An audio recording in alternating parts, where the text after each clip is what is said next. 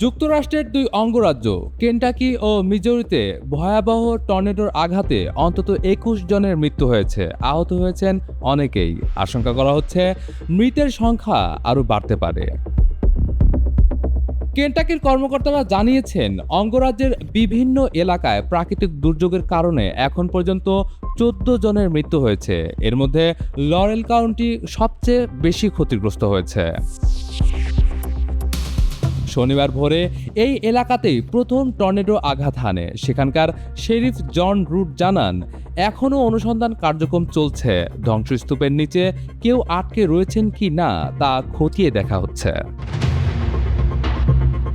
অন্যদিকে মিজোরির অঙ্গরাজ্যে ৭ জন নিহত হয়েছেন, এর মধ্যে ৫ জন মারা গেছেন সেন্ট লুইস শহরে।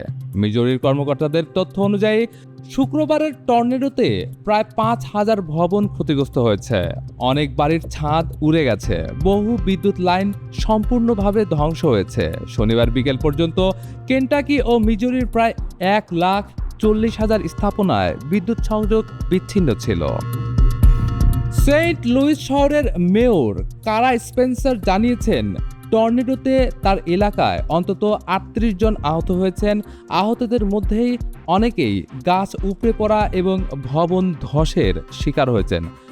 শহরের পশ্চিমাংশে অবস্থিত ঐতিহাসিক ফরেস্ট পার্ক এলাকায় টর্নেডো আঘাত হানে। সেখানে লুইস সেন্ট চিড়িয়াখানা ও ১৯০৪ সালের অলিম্পিক গেমসের ভ্যানু রয়েছে। স্থানীয় ফায়ার সার্ভিস জানায়, একটি গির্জার একাংশ ধসে পড়ার পর সেখানে আটকে পড়া ৩ জনকে উদ্ধার করা হয়েছে। দুর্ভাগ্যবশত তাদের একজন মারা গেছেন। ক্ষতিগ্রস্ত এলাকাগুলোতে রাত ৯টা থেকে সকাল ৬টা পর্যন্ত কারফিউ জারি করেছে স্থানীয় প্রশাসন। এই পদক্ষেপ নেওয়া হয়েছে যাতে ধ্বংসস্তূপে আটকে পড়া কেউ নতুন করে আহত না হন এবং লুটপাটের ঝুঁকি কমানো যায়। যুক্তরাষ্ট্রের ন্যাশনাল ওয়েদার সার্ভিস জানিয়েছে, এই ধরনের দুর্যোগপূর্ণ আবহাওয়া কয়েকদিন ধরে চলতে পারে। স্থানীয়দের নিরাপদ স্থানে অবস্থান করতে এবং জরুরি নির্দেশনা মেনে চলতে বলা হয়েছে। টর্নেডোর এই ভয়াবহতা আবারও মনে করে দিল প্রাকৃতিক বিপর্যয় কতটা ভয়ঙ্কর হতে পারে। ক্ষতিগ্রস্ত পরিবারগুলোর পাশে দাঁড়ানো এখন সবার দায়িত্ব।